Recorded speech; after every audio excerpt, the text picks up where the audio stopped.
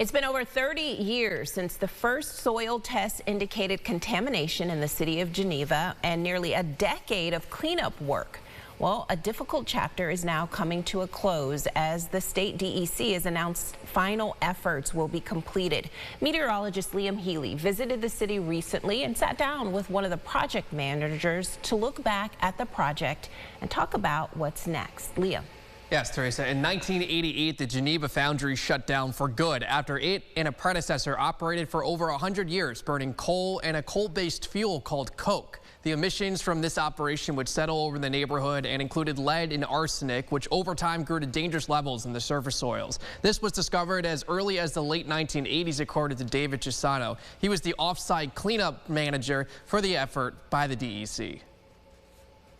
The first record I've seen of contamination detected was in the late 80s. There was a property or two that was sampled by the health department, which identified elevated levels of arsenic and lead in surface soils. Additional testing continued at the site and in the neighborhood all the way through 2015, primarily in an effort to determine the actual cause of the contamination, whether from the foundry or other sources. And then in 1998, the city got involved in an environmental restoration program, which they took responsibility for the factory itself, the on-site remedy, and the state followed later on, completing an investigation, and completed that investigation around 2015, wrote a record decision, issued it in 2017. Between 2017 and 2018, additional cleanup of the main site where the foundry was previously located occurred.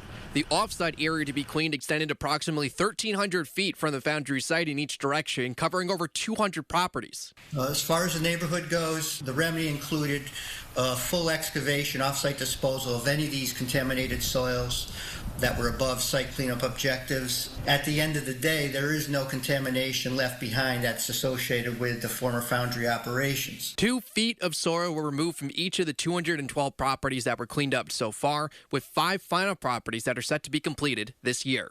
There was a few homeowners, 2 or 3 that declined our offer to clean up the property. So our requirement there is to continue requesting, every year if they're still have that position or they want to change their mind, and if so, we'd come in and clean up their property.